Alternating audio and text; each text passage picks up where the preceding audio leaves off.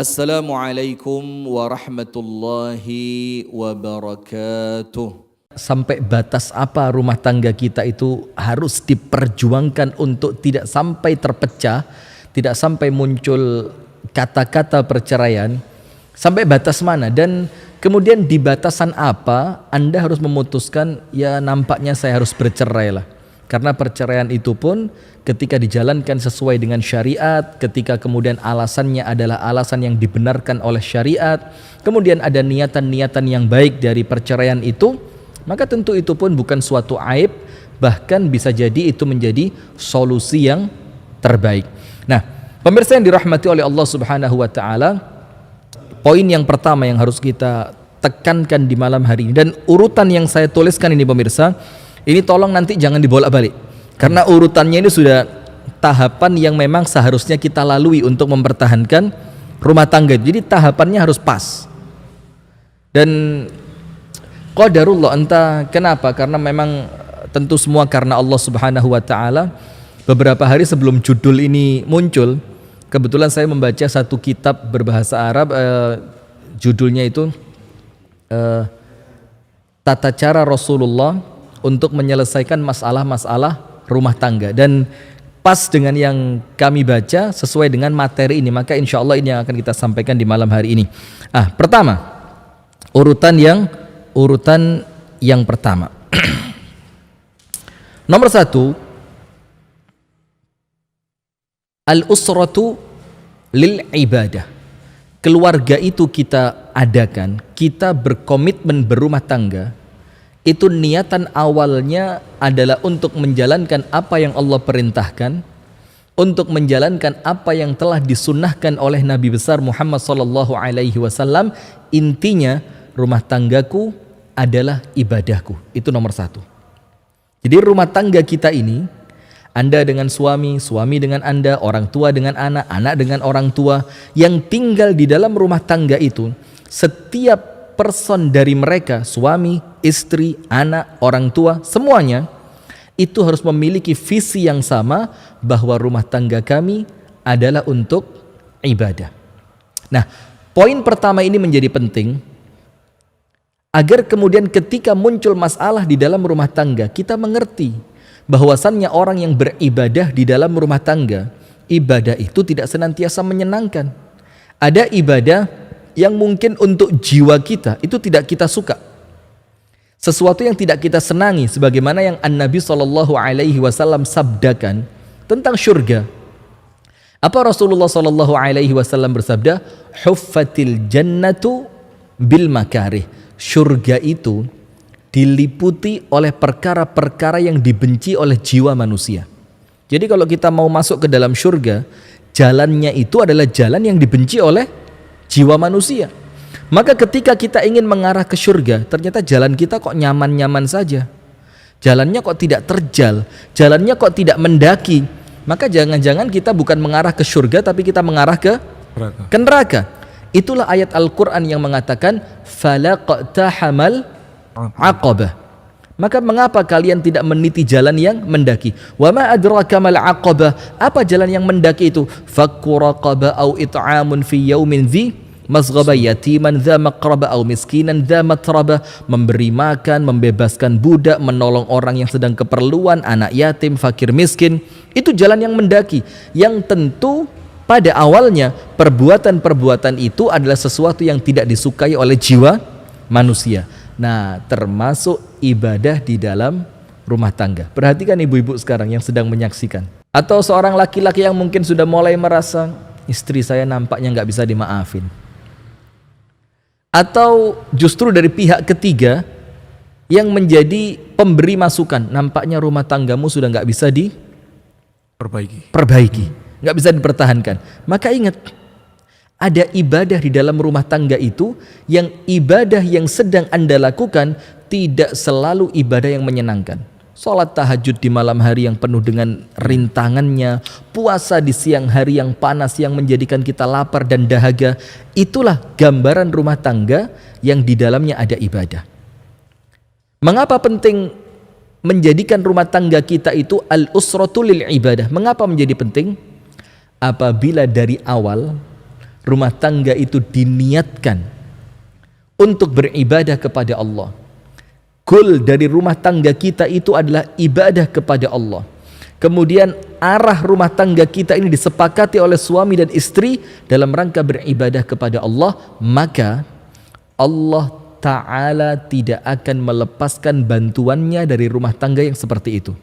Karena mereka meniatkan rumah tangga itu untuk apa? Mengabdi kepada Allah. Maka tentu Allah akan membimbing, Allah akan mengarahkan, dan Allah akan senantiasa mengantarkan rumah tangga kita pada kebaikan. Nomor satu, jangan lupa, rumah tanggaku untuk ibadah. Berarti apa maksudnya? Ketika rumah tangga itu sudah tidak menjadi wasilah dalam rangka beribadah kepada Allah, di dalam rumah tangga itu tidak ada tolong menolong untuk taat kepada Allah, di dalam rumah tangga itu tidak lagi menjadikan kita mendulang pahala, tapi boleh jadi semakin hari semakin menambah dosa, maka sudah mulai difikirkan, dipertahankan nggak rumah tangga ini? Paham nggak? Ibaratnya gini Ustaz ya, ketika seseorang itu membangun sebuah rumah, artinya kan keluarga ini tempat bernaung ya, tempat bernaung bersama. Artinya ketika dibangun masing-masing harusnya itu saling mendukung, saling mungkin yang suami ini adalah seorang pemimpin yang mestinya menegakkan pilar-pilar untuk penguat pondasi rumah tangga, sementara si istri menghias rumah sebagai pelindung atau membenahi atap. Artinya semuanya berkesinambungan. Ternyata hanya satu yang ngoyo, sementara si suami justru malah menggerogoti pilar-pilar itu. Nah itulah, maka atau sebaliknya harus ada dari kedua belah pihak. Nanti insya Allah itu pada poin yang kelima itu. Nah maka artinya pemirsa yang dirahmati oleh Allah, kapan kita pertahankan rumah tangga kita itu? Kapan kita harus senantiasa memaafkan pasangan kita? Kapan kita senantiasa memberikan uzur kepada pasangan kita ketika mereka senantiasa melakukan kesalahan dan kekhilafan? Poin pertamanya, selama rumah tangga yang Anda pertahankan masih mengantarkan Anda mendulang pahala dari ibadah yang Anda lakukan di rumah tangga itu, maka pertahankan. Misalkan, suami saya cuek tapi dia taat ibadah. Istri saya, dia kurang perhatian dengan anak-anaknya, tapi dia merupakan istri yang senantiasa rajin datang ke majelis ta'lim. Artinya ada kebaikan-kebaikan di dalam rumah tangga itu yang menjadikan ibadah di dalam rumah tangga itu masih terwujud. Nah maka poin pertama, ingat, rumah tangga untuk ibadah. Sehingga selama masih ada ibadah yang Anda mendulang pahala dengan itu, pertahankan. Tapi apabila yang muncul setiap hari keburukan, yang muncul setiap hari suudzon, yang muncul setiap hari kecurigaan, yang muncul setiap hari percekcokan, yang muncul setiap hari ketidakcocokan, yang muncul setiap hari teriakan-teriakan di dalam rumah tangga, yang sampai rumah tangga itu sudah seperti neraka dunia sebelum neraka akhirat, maka Anda sudah mulai berpikir untuk berpikir lebih dewasa, apakah aku pertahankan atau aku putuskan untuk berpisah. Itu poin pertama. Nah sekarang poin yang kedua, sampai kapan aku pertahankan rumah tangga ini? Rumah tangga itu lihusuli ar-ridha minallah, adalah sarana untuk menggapai keridhaan Allah. Bisa jadi seorang istri mendapatkan keridhaan dari Allah ketika dia memahami suaminya yang senantiasa melakukan kesalahan. Saya ulang, bisa jadi seorang istri mendapatkan keridhaan dari Allah ketika dia senantiasa memahami suaminya yang melakukan kesalahan. Dan sebaliknya, bisa jadi seorang suami mendapatkan ridho dari Allah ketika dia senantiasa memahami istriku ini manusia biasa, yang dia tidak luput dari kesalahan, yang justru dengan memahami kesalahan pasangan itu akan narik ridho dari Allah Subhanahu wa ta'ala. Hadisnya begini, innallaha idza ahabba 'abdan, apabila Allah Ta'ala mencintai seorang hamba, apa yang Allah berikan? Ibtalahu, Allah akan menguji dia. Sementara dari ayat yang antum baca tadi, sebagian dari pasanganmu dan sebagian dari anakmu adalah apa? Fitnah. Fitnah itu berarti apa? Ujian. Nah, maka apabila Allah mencintai Anda, justru Allah akan datangkan ujian di dalam rumah tangga Anda. Ujiannya siapa? Ya boleh jadi suami, boleh jadi istri, boleh jadi ayah atau ibu mertua. Dan bisa jadi diri sendiri mungkin Ustaz? Boleh jadi diri sendiri yang memang kita sadar, aku ini ujian buat kamu. Nah, maka perhatikan para suami yang ada di rumah, para istri yang sedang menyaksikan di layar Madani TV, ingat, innallaha idza ahabba 'abdan ibtalahu. Apabila Allah mencintai Anda, maka Allah datangkan ujian untuk Anda. Dan ujian itu boleh jadi siapa? Suami, boleh jadi istri, boleh jadi orang ketiga. Dan ingat, orang ketiga itu nggak harus senantiasa selingkuhan. Orang ketiga itu bisa jadi mertua, bisa jadi teman-teman dari suami, bisa jadi teman-teman dari istri, bisa jadi tetangga. Yang semua itu adalah ujian. Kemudian endingnya apa? Faman radhiya falahur ridha. Barang siapa ridho dengan ujian ini, maka Allah akan turunkan keridhaan kepadanya. Coba. Jadi bagaimana kita memahami bahwa ujian ini akan mengantarkan saya untuk meraih ridhonya siapa? Allah. Dan ingat, waridwanum minallahi akbar. Keridhaan dari Allah itu puncaknya pencapaian manusia. Terus ketika kita mampu mencapai puncak pencapaian itu, harus dengan melewati suami yang senantiasa salah, harus dengan melewati istri yang senantiasa salah, harus dengan melewati anak-anak yang menjadi ujian. Kenapa tidak? Karena di ujung perjalanan kita yang kita dapatkan adalah pencapaian terbesar, yaitu adalah ridho dari Allah. Faman radhiya falahur ridha. Barang siapa bersabar ridho atas ujian Allah ini, maka Allah akan ridho kepadanya. Maka sebaliknya, waman sakhita falahus sukht. Barang siapa yang murka dengan ujian yang Allah berikan kepadanya, maka Allah pun akan murka kepadanya. Coba tinggal kita pilih. Saya mau mendapatkan ridhonya Allah atau saya ingin mendapatkan kemurkaan dari Allah. Nah, berarti pemirsa yang dirahmati oleh Allah, tolong diperhatikan. Selama rumah tangga itu akan mengantarkan Anda untuk mencapai ridho dari Allah, pertahankan. Ustaz, terlalu berat. Suami mengulangi kesalahannya berulang kali. Ustaz, terlalu berat Ustaz. Istri saya nggak bisa dididik.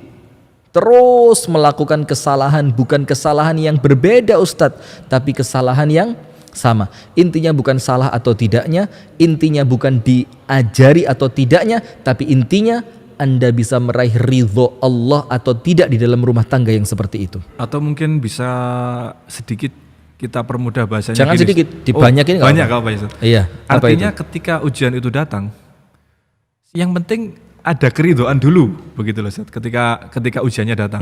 Ridho. Nanti sesuai dengan perkembangan waktu, apakah nanti akan menuju ke arah perpisahan atau kemudian arah untuk mempertahankan. Yang penting ketika ujiannya datang itu ada rasa ridho dulu gitu. Mungkin bisa dikatakan memang begitu. Jadi sebagaimana sabar itu di awal munculnya musibah, nggak nunggu sehari, 2 hari, 3 hari, begitu pula dengan datangnya ujian yang mengantarkan kita mencapai ridhonya Allah.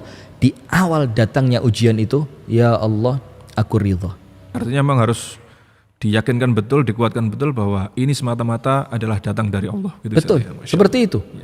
Nah, maka sebaliknya pemirsa yang dirahmati oleh Allah, ketika Anda melihat rumah tangga ini tidak lagi mengantarkan Anda menuju ridhonya Allah, maka sama seperti poin yang pertama, Anda mulai perlu berpikir, dan Anda mulai perlu berpikir dewasa, apakah saatnya rumah tangga ini dihentikan. Jadi poin kedua, ingat, saya menikah, Abu Syanu menikah Dan semua pemirsa menikah, yang kita cari di sana selain ibadah, bagaimana pernikahan ini melalui pasangan kami mendapatkan keridhaan dari Allah. Artinya ridho itu Allah awali dengan munculnya musibah, munculnya ujian. Dan ujian itu di dalam rumah tangga, dalam surah At-Taghabun ayat yang ke-14 dikatakan, sesungguhnya di antara istrimu, di antara anak-anakmu, aduwwal lakum, ada musuh untuk kalian. Bahkan bahasanya bukan lagi sekedar fitnah, tapi apa? Musuh. Seperti halnya Kan'an ya dengan Nabi Nuh itu saja. Nah, seperti itu kan udah memusuhi anak sudah. Ya. Udah itu anaknya memusuhi, dia enggak mau. Ya bunayya arkam ma'ana, nak ikut bersama saya. Anak bilang, sa'awi ila jabalin ya'simuni minal ma'. Aku mau naik ke atas gunung yang akan menyelamatkan aku dari banjir ini. Dia bilang, la asimal yauma minallah. Hari ini tidak ada orang yang bisa selamat dari keputusan Allah. Nah, seperti itu. Jadi poin kedua, lihat apakah kemauanku untuk mempertahankan rumah tangga ini, untuk kembali memaafkan kesalahan pasanganku, entah suami ataupun istri, akan mengantarkanku mendapatkan ridho dari Allah atau tidak. Ini poin kedua. Sekarang kemudian poin yang ketiga. Dan ini nampaknya ini terlalu teoritis, ini terlalu bahasanya itu retorika lah. Maka poin ketiga ini nampaknya sesuatu yang ini teori banget, saya bang aplikatif. Perhatikan poin ketiga, as-sabru fil usrati wa 'ala zauji yurithul jannah. Kesabaran di dalam rumah tangga itu mengantarkan Anda masuk ke dalam surga. Sekarang saya mau tanya, Anda hidup di dunia ini untuk ibadah kepada Allah. Wa ma khalaqtul jinna wal insa illa liya'budun. Dan kita beribadah agar kemudian Allah ridho kepada kita. Dan ketika Allah ridho, maka tempat kita insya Allah adalah surga. Ketika Allah ridho, mungkinkah kita oleh Allah diazab di dalam api neraka? Tidak. Justru keridhaan Allah itu akan mengantarkan kita untuk masuk ke puncaknya kenikmatan, yaitu surga. Maka salah satu kunci rel yang akan mengantarkan kita masuk ke dalam surga itu adalah kesabaranmu di dalam keluarga. Maka dikatakan as-sabru fil usrati yurithul jannah. Kesabaran di dalam rumah tangga itu akan menjadikan Anda mendapatkan surga. Terus kalau memang Anda dengan sabar itu akan dapat surga, terus kenapa harus gak sabar? Padahal yang Anda cari apa?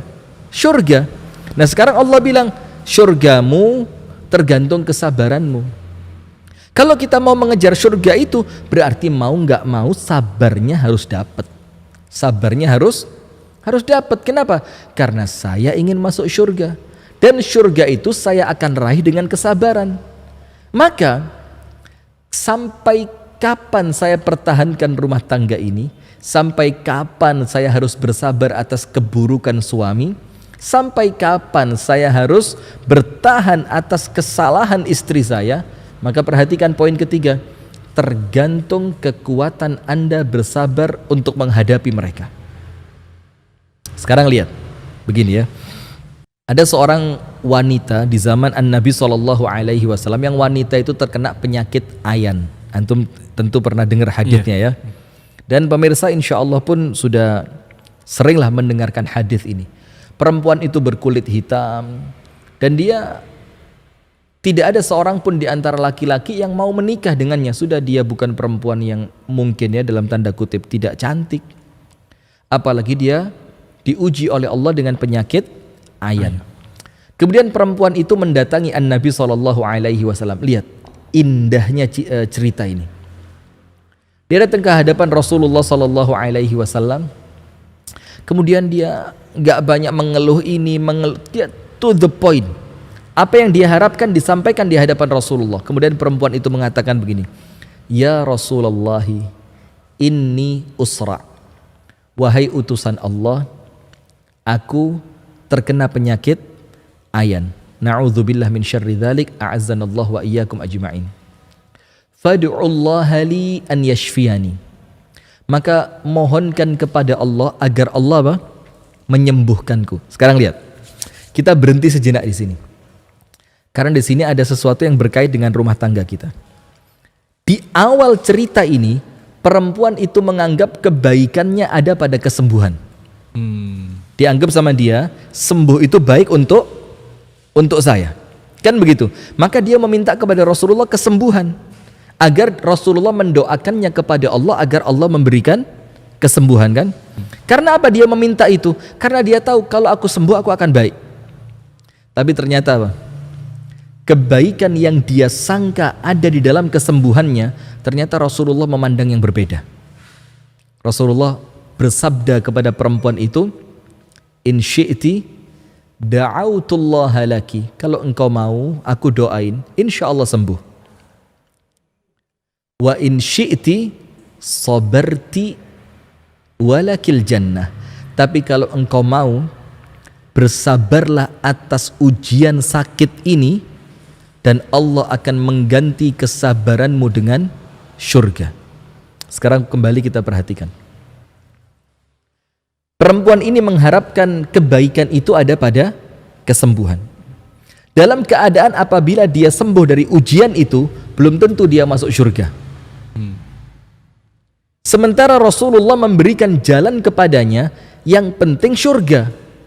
Walaupun engkau harus melewati ujian ini dengan kesabaran. Sekarang kita masukkan ke rumah tangga.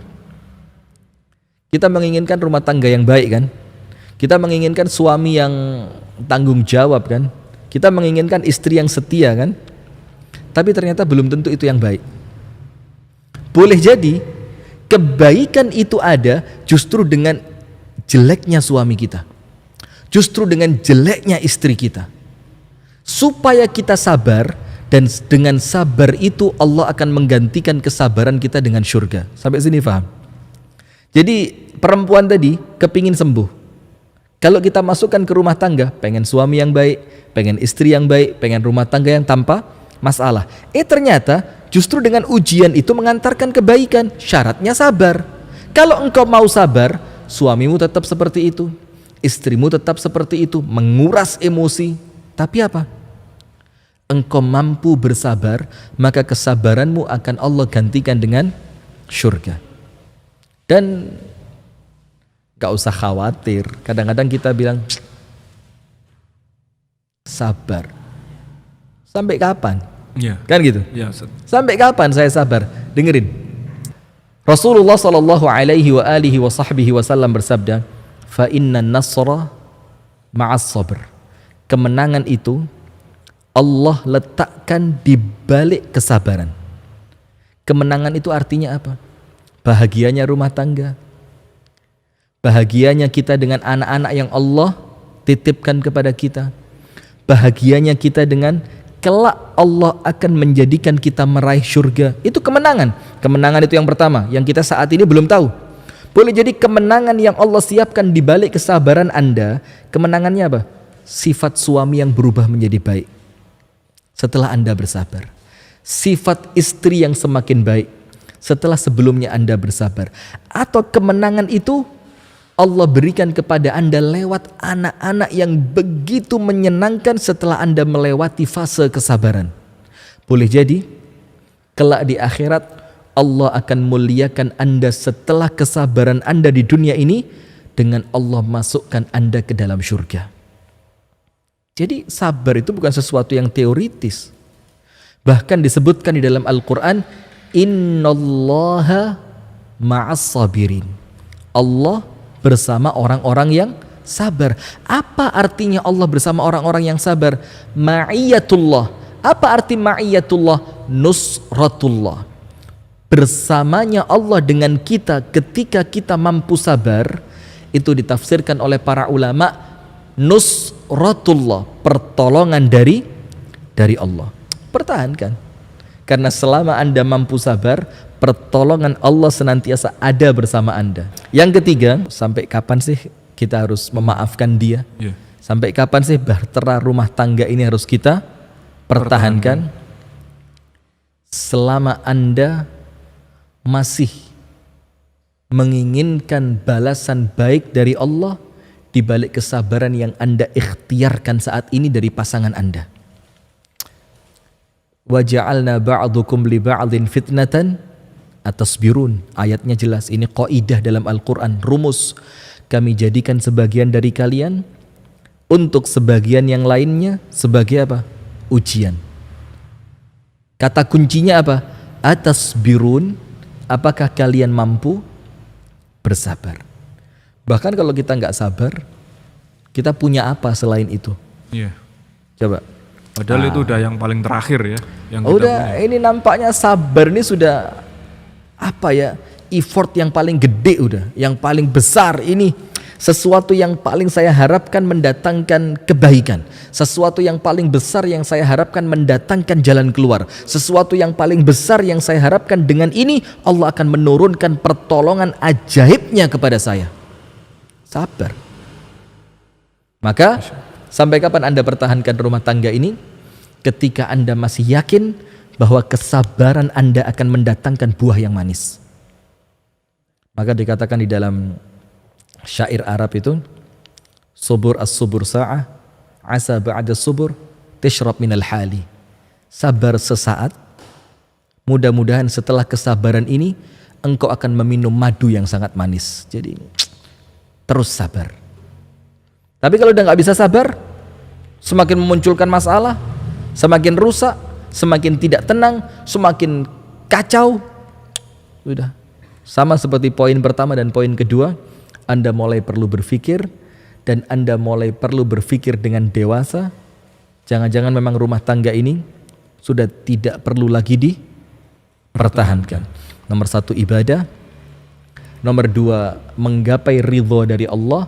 Nomor tiga, sekuat kesabaran Anda bahwa Anda meyakini di balik kesabaran ini Allah akan datangkan keajaiban-keajaiban untuk rumah tangga saya. Boleh jadi sifat suami yang berubah, boleh jadi sifat istri yang berubah, boleh jadi melalui anak-anak yang sangat qurrata a'yun, dan boleh jadi Allah kasih surprise kelak di akhirat kita masuk surga tanpa hisab, tanpa adab. Amin ya rabbal alamin. Itu pemirsa. Itu yang cita-cita Kemudian yang diharapkan semua Allahumma orang. ya Rabbana, semoga Allah masukkan kita semua ya, orang tua kita, anak turun kita, teman-teman kita, semuanya ke dalam surga tanpa hisab, tanpa adab. Amin ya Rabbal alamin. Diceritakan oleh Syekhul Islam Ibnu Taimiyah, ada seorang laki-laki sabar betul atas gangguan istrinya. Ternyata setelah 20 tahun kesabaran dia itu diuji oleh Allah tanpa dia sangka, tanpa dia duga, dan Allah senantiasa begitu. Allah itu surprise-nya keren banget gitu. Itu Allah anugerahkan kepadanya seorang anak yang anak ini menjadikan dia lupa bahwa dia punya istri yang begitu menjengkelkan. Jadi Allah ganti kesabarannya dengan anak yang begitu luar biasa baiknya. Itu dibalik apa? Kesabaran. Dan toh kalau kita nggak sabar seperti yang tadi kita sampaikan, kita bisa apa? Paling hanya penyesalan. Baik, sekarang poin yang keempat. Poin keempat, sampai kapan saya harus mempertahankan rumah tangga ini? Sebagaimana seakan-akan sampai kapan saya maafin suami saya? Sampai kapan saya maafin istri saya? Dalam keadaan kesalahan yang dilakukan bukan kesalahan kecil, tapi kesalahan yang besar, yang seandainya Anda pun memutuskan cerai, Anda nggak salah gitu loh. Seandainya putusannya itu harus cerai, Anda nggak salah, karena kesalahan yang dilakukan oleh pasangan itu adalah kesalahan yang termasuk dosa, bukan dosa kecil tapi dosa besar. Nah, poin keempat, sejauh mana Anda maafkan suami Anda? Sejauh mana Anda maafkan istri Anda? Atau bahasa umumnya, sejauh apa Anda memaafkan pasangan Anda? Sejauh husnudzon Anda kepada pasangan Anda itu. Misalkan begini, saya lihat istri saya ini orang baik, tapi dia melakukan kesalahan, dan saya lihat kesalahannya dia itu dikarenakan pergaulan, mungkin dikarenakan kekhilafan, mungkin dikarenakan keadaan psikologis yang tidak stabil, mungkin dikarenakan banyak alasan-alasan yang menjadikan kita ini bisa husnudzon bahwa istri kita atau suami kita yang bersalah itu mereka punya uzur atas kesalahannya, begitu ya. Nah, maka sejauh mana saya maafkan dia, sejauh mana saya perlu pertahankan rumah tangga ini, sejauh husnudzon Anda bahwa pasangan Anda apabila dimaafkan, apabila rumah tangga ini dipertahankan, maka dia akan mengantarkan saya pada kebaikan dan kebahagiaan. Jadi husnudzon. Sekarang begini, tidak ada husnudzon yang tidak mendatangkan manfaat. Artinya semua husnudzon insya Allah pasti manfaat. Semua husnudzon pasti manfaat. Begini, Ustadz, ternyata husnudzon saya nggak kejadian. Saya merasa ditipu sama dia. Minimal Anda dapat pahala husnudzon. Apalagi ketika husnudzon Anda itu kesampaian. Maka selain dapat pahala husnudzon, Anda pun mendapatkan kebaikan hasil dari husnudzon Anda. Kenapa begitu? Kita punya satu dalil yang sangat menyenangkan, di mana Allah Subhanahu wa taala berfirman, ana, dikatakan oleh Allah taala di dalam firman hadits qudsinya, ana 'inda dhanni 'abdi bi. Aku, kata Allah taala, senantiasa sama dengan prasangka hambaku terhadapku. Nah, sekarang prasangka baik kita kepada Allah itu melalui manusia, melalui pasangan kita.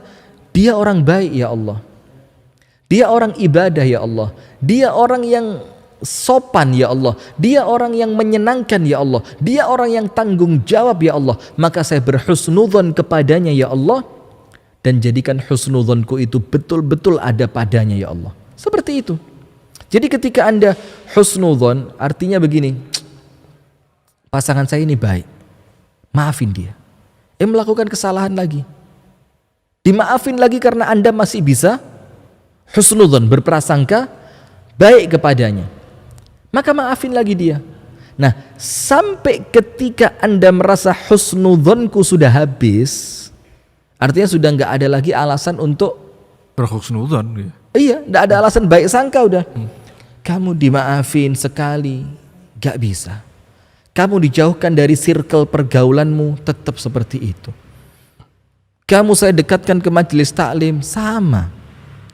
Kamu saya minta masukan dari orang tuamu, saya ceritakan kesalahanmu pada orang tuamu, tetap gak berubah. Kamu saya dorong dengan doa di sepertiga malam terakhir, tetap seperti ini. Maka ketika husnudzon gagal, husnudzon tidak membuahkan hasil, husnudzon tidak memberikan kemajuan dan kebaikan, terus seperti itu, selama Anda masih punya peluang untuk husnudzon, selama itu pula maafin pasangan Anda, maafin. Dan husnudzon itu senantiasa mendatangkan pahala.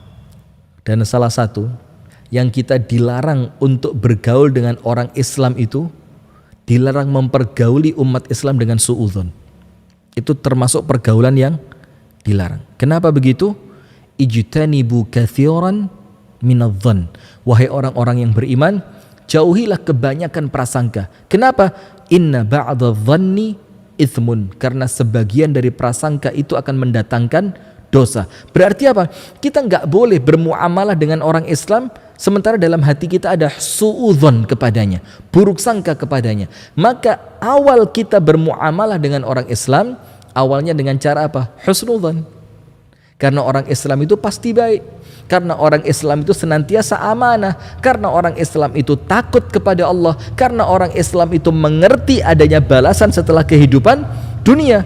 Dan itu yang mengantarkan Anda untuk terus bisa berhusnudzon kepada pasangan Anda, sehingga Anda tidak pernah kehabisan alasan untuk memaafkannya. Kenapa? Husnudzon, baik sangka. Dan sampai pun ketika kita berdoa saja, doa itu dikatakan oleh An-Nabi SAW di dalam sabdanya, Ud'ullah wa antum muqinuna bil ijabah. Mintalah kepada Allah dalam keadaan engkau yakin permintaanmu oleh Allah pasti dikasih. Keyakinan kita kepada Allah bahwasannya permintaan kita oleh Allah akan diberi, itu husnudzon atau bukan? Husnudzon. Husnudzon. Dan husnudzon ini menjadikan doa-doa kita diijabah. Termasuk ketika Anda berhusnudzon dengan memaafkan suami, ketika Anda berhusnudzon dengan memaafkan istri, di sana ada doa-doa Anda yang oleh Allah akan diijabah. Doanya apa?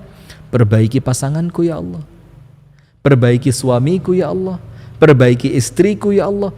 Dari husnudzon itu akan mendatangkan doa-doa yang diijabah. Maka sembari Anda berhusnudzon kepada pasangan, Anda berhusnudzon kepada Allah, saat itu pula manfaatkan untuk berdoa kepada Allah, sehingga doa Anda itu akan diijabah oleh Allah dengan husnudzon yang Anda miliki. Itu poin yang keempat. Jadi terus husnudzon, bahwasannya ketika rumah tangga ini aku pertahankan, dia akan mendatangkan kebaikan. Jadi husnudzon. Tapi kalau husnudzonnya sudah hilang, seperti poin pertama, kedua, ketiga, poin keempat pun sama. Ketika Anda tidak lagi mampu husnudzon, udah, nampaknya rumah tangga ini nggak perlu dipertahankan. Buat apa rumah tangga yang adanya cuma suudzon? Coba, apa nikmatnya keluar rumah dicurigain, pergi ke sana diawasin, pergi ke sini tidak pernah lepas dari di mana, ngapain, sama siapa. Kita lagi duduk sama temen, cepet pulang ya. Nampaknya rumah tangga itu hanya berisi apa? Prasangka-prasangka yang buruk. Nggak nyaman. Antum nyaman nggak kalau diawasin, dicurigain? Nggak nyaman. Begitu pula istri kita. Begitu pula suami Anda yang ada di rumah, pemirsa yang dirahmati oleh Allah. Maka selama Anda masih mampu husnudzon, selama itu maafin dia. Dan kita berdoa kepada Allah, semoga husnudzon Anda tidak sia-sia. Amin ya rabbal alamin. Tapi ketika yang muncul adalah suudzon, buruk sangka, suami saya ini Ustadz nggak bisa, dia udah berulang kali. Istri saya ini Ustadz, udah kartu mati udah. Coba, kalau udah seperti itu, Anda mau mempertahankan apa? Mau mempertahankan dosa? Mau mempertahankan kecurigaan, mau mempertahankan ketidaknyamanan, percuma, nggak ada manfaatnya. Maka bangun senantiasa husnudzon agar terus Anda mampu memaafkan kesalahan pasangan Anda, dia orang baik, dan agar rumah tangga ini terus bisa terselamatkan. Itu poin keempat. Sekarang poin yang kelima, sampai kapan saya harus memaafkan kesalahan pasangan saya? Sampai kapan saya harus bersabar atas kekurangannya? Sampai kapan bahtera rumah tangga ini perlu terus dipertahankan dari badai yang menghantamnya? Musyawarah. Poin kelima apa? Musyawarah. Dan musyawarah ini silakan Anda cek dalam surah An-Nisa pada ayat yang ke-35. Pada surah An-Nisa ayat yang keberapa? 35. Jelas sekali di sana Allah Ta'ala berfirman, a'udzubillahi minasyaitonir rajim, wa in khiftum shiqaqa bainihima fab'athu hakaman min ahlihi wa hakaman min ahliha. Dan apabila kalian khawatir terjadi sengketa antar kedua suami dan istri, kalian khawatir terjadinya cekcok, masalah, sengketa, ada pihak yang terzolimi di sana, ada pihak yang merasa tersakiti, maka apabila kalian khawatirkan itu, apa yang Allah perintahkan? Fab'athu hakaman min ahlihi wa hakaman min ahliha. Maka datangkan untuk rumah tangga itu, suami dan istri tadi, seorang juru damai dari keluarganya suami dan juru damai dari keluarganya istri, dua orang. Jadi penengahnya bukan satu. Dan disebutkan oleh para ulama, kalaupun penengahnya satu, maka orang yang netral. Bukan dari istri, bukan dari suami. Mungkin seorang ustadz atau seorang konsultan rumah tangga. Tapi ketika itu dari pihak istri, maka harus ada juga dari pihak suami. Nah, seperti itu. Dan Allah Ta'ala firmankan, iyurida islahan yuwaffiqillahu bainahuma. Dan apabila niatan mereka tulus untuk memperbaiki, Allah Ta'ala yang menjanjikan, Allah akan mudahkan mereka mendapatkan kebaikan. Ingat loh ya, niatannya apa? Memperbaiki. Suami datang, istri datang, perwakilan dari pihak istri ada, perwakilan dari pihak suami ada. Iyurida islahan yuwaffiqillahu bainahuma. Sekiranya mereka menginginkan kebaikan, niscaya Allah memberi taufik kepada suami istri itu, memberi jalan. Allah akan tunjukkan, ini loh jalan kebaikanmu, Ini loh cara menyelesaikan masalah rumah tanggamu, ini loh jalan keluarnya, ini loh jalan tengahnya, apabila niatan itu adalah niatan untuk memperbaiki. Nah maka bagaimana? Poin yang kelima, sampai kapan saya maafin dia? Musyawarah. Tanya sama keluarga, bagaimana ini suami saya seperti ini, anakmu begini, dan saya disifati seperti ini. Jadi dari pihak istri ada, dari pihak suami juga ada, sehingga apa? Seimbang. Musyawarah. Sampai dikatakan di dalam hadis yang sahih, tidak akan pernah rugi orang yang bermusyawarah. Jadi tidak akan rugi.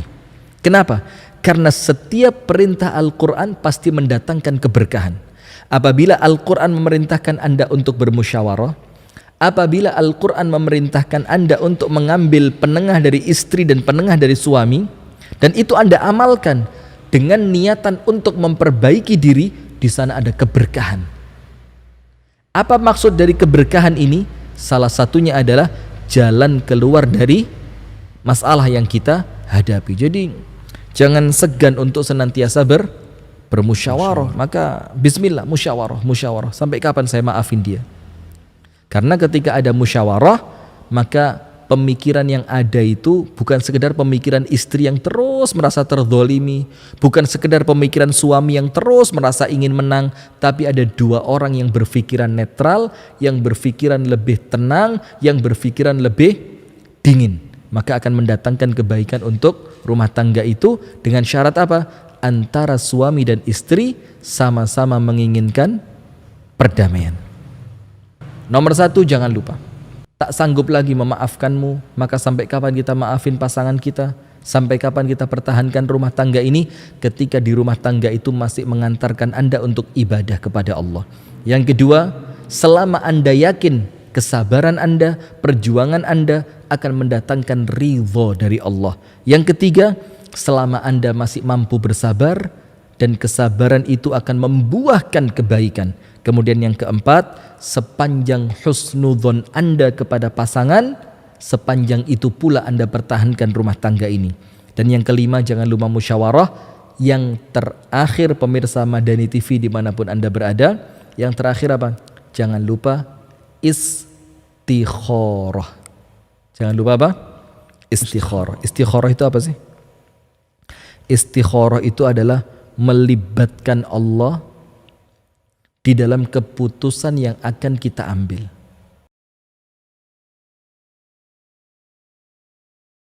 Dan juru damai dari keluarganya istri, 2 orang. Jadi penengahnya bukan satu. Dan disebutkan oleh para ulama, kalaupun penengahnya satu, maka orang yang netral. Bukan dari istri, bukan dari suami. Mungkin seorang ustadz atau seorang konsultan rumah tangga. Tapi ketika itu dari pihak istri, maka harus ada juga dari pihak suami. Nah, seperti itu. Dan Allah Ta'ala firmankan, iyurida islahan yuwaffiqillahu bainahuma. Dan apabila niatan mereka tulus untuk memperbaiki, Allah Ta'ala yang menjanjikan, Allah akan mudahkan mereka mendapatkan kebaikan. Ingat loh ya, niatannya apa? Memperbaiki. Suami datang, istri datang, perwakilan dari pihak istri ada, perwakilan dari pihak suami ada. Iyurida islahan yuwaffiqillahu bainahuma. Sekiranya mereka menginginkan kebaikan, niscaya Allah memberi taufik kepada suami istri itu, memberi jalan.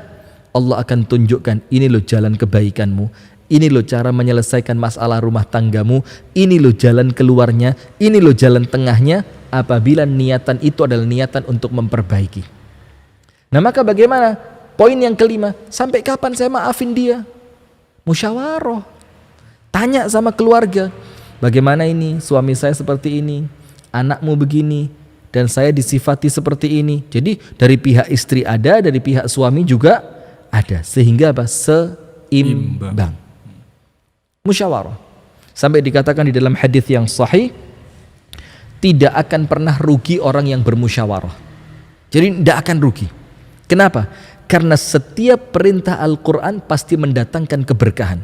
Apabila Al-Quran memerintahkan Anda untuk bermusyawarah, apabila Al-Quran memerintahkan Anda untuk mengambil penengah dari istri dan penengah dari suami, dan itu Anda amalkan dengan niatan untuk memperbaiki diri, di sana ada keberkahan. Apa maksud dari keberkahan ini? Salah satunya adalah jalan keluar dari masalah yang kita hadapi. Jadi jangan segan untuk senantiasa bermusyawarah. Maka bismillah, musyawarah. Sampai kapan saya maafin dia? Karena ketika ada musyawarah, maka pemikiran yang ada itu bukan sekedar pemikiran istri yang terus merasa terzolimi, bukan sekedar pemikiran suami yang terus merasa ingin menang, tapi ada dua orang yang berpikiran netral, yang berpikiran lebih tenang, yang berpikiran lebih dingin. Maka akan mendatangkan kebaikan untuk rumah tangga itu dengan syarat apa? Antara suami dan istri sama-sama menginginkan perdamaian. Nomor 1, jangan lupa. Tak sanggup lagi memaafkanmu, maka sampai kapan kita maafin pasangan kita? Sampai kapan kita pertahankan rumah tangga ini ketika di rumah tangga itu masih mengantarkan Anda untuk ibadah kepada Allah? Yang kedua, selama Anda yakin kesabaran Anda, perjuangan Anda akan mendatangkan ridho dari Allah. Yang ketiga, selama Anda masih mampu bersabar dan kesabaran itu akan membuahkan kebaikan. Kemudian yang keempat, sepanjang husnudzon Anda kepada pasangan, sepanjang itu pula Anda pertahankan rumah tangga ini. Dan yang kelima, jangan lupa musyawarah. Yang terakhir, pemirsa Madani TV dimanapun Anda berada, yang terakhir apa? Jangan lupa istikharah. Jangan lupa apa? Istikharah. Istikharah itu apa sih? Istikharah itu adalah melibatkan Allah di dalam keputusan yang akan kita ambil.